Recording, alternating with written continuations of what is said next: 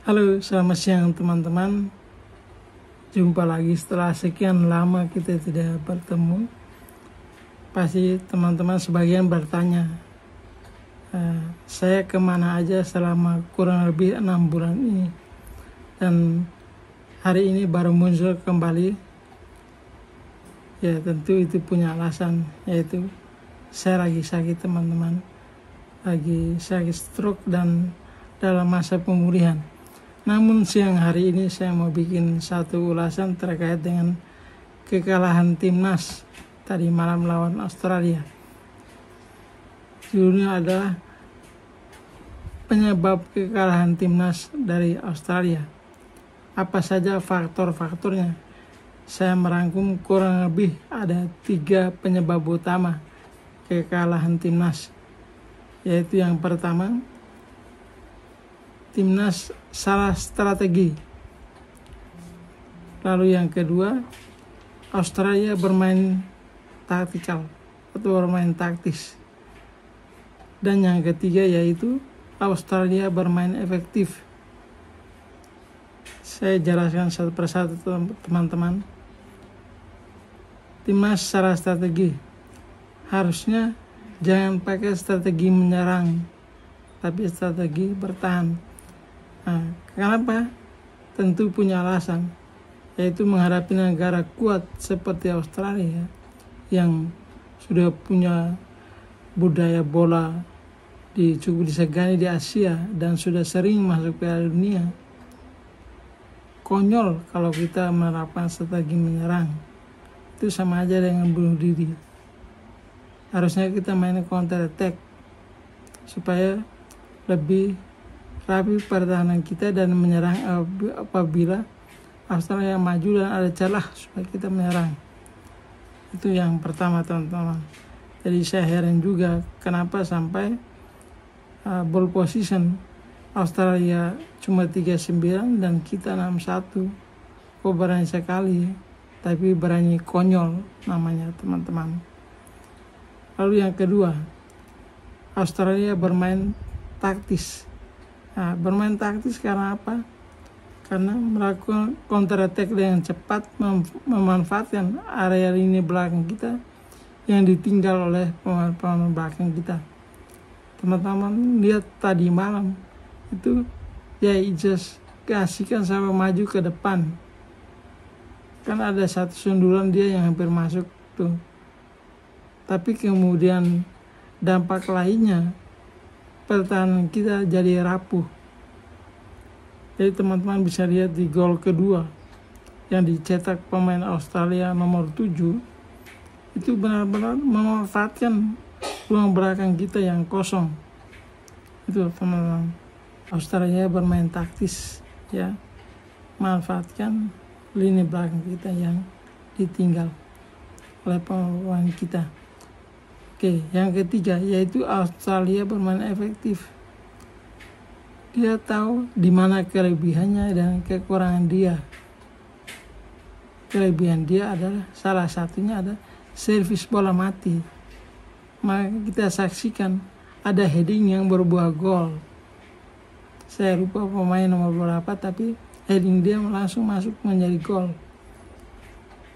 Tentu tim pelatih mereka, kita tahu dalam tim pelatih itu ada yang namanya service analis. Nah, service analis mereka bekerja pasti dengan baik.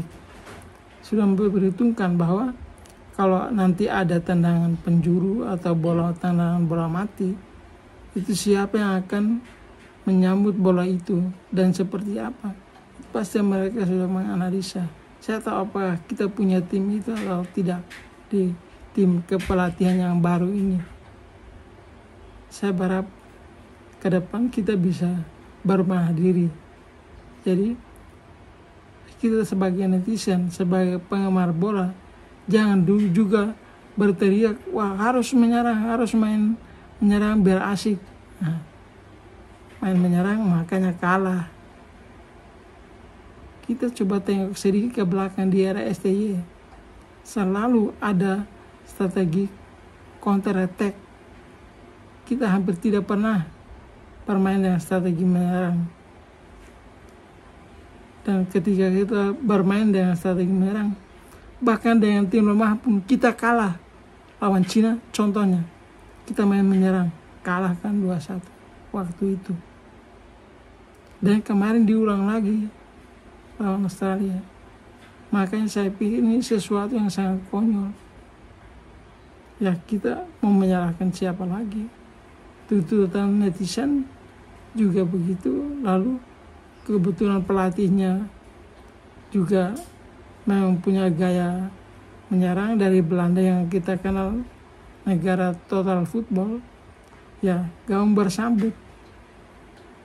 Jadi mari kita evaluasi kembali bahwa kita sudah ada di level itu atau belum, level untuk bermain menyerang, ataukah kita masih ada di level main counter attack.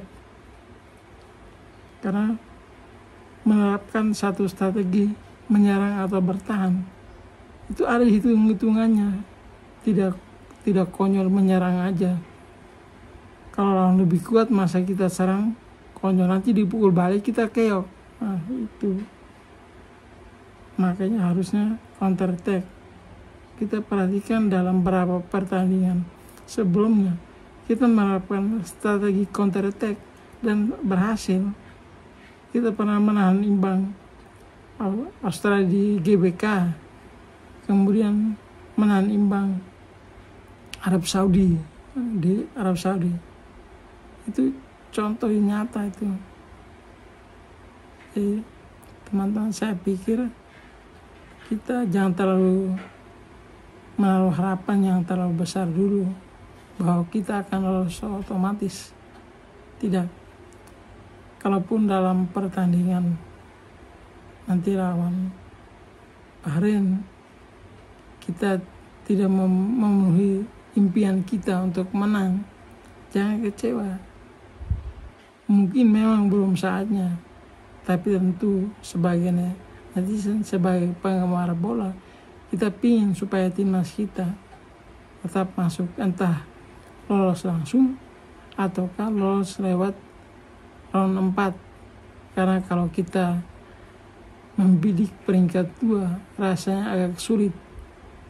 Kita coba realistis saja bahwa peringkat 3 atau 4 itu mungkin satu possibility yang masih bisa kita raih. Tapi kalau bermimpi untuk ranking 2 di bawah Jepang, itu rasanya sulit. Ya sulit karena apa?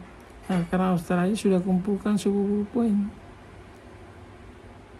Karena Australia sudah kumpulkan 10 poin, Arab Saudi 9 poin, dan kita bersama dengan China dan Bahrain masih tertahan dengan 6 poin di posisi keempat, 5, dan 6. Jadi kita harus realistis. Nah, teman-teman, 3 faktor itu yang saya rasa menjadi penyebab kekalahan timnas dari Australia, atau dengan kata lain menyebabkan kemenangan Australia atas Indonesia. 3 faktor, saya ulang. Timnas salah strategi, Australia bermain taktis, lalu Australia bermain efektif, memanfaatkan kelebihan mereka untuk bola mati. Nah, itu teman-teman. Mungkin sekian dulu video saya pada siang hari ini. Terima kasih. Saya kembali lagi saat ini walaupun saya masih dalam keadaan sakit. Mohon maaf kalau pengucapan saya kurang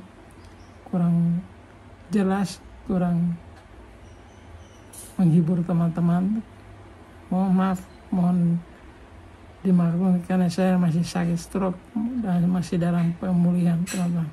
Sekaligus saya mohon doa supaya semoga saya cepat sembuh, supaya hadir lagi bersama teman-teman. Jadi itu saja dari saya. Terima kasih dan selamat siang.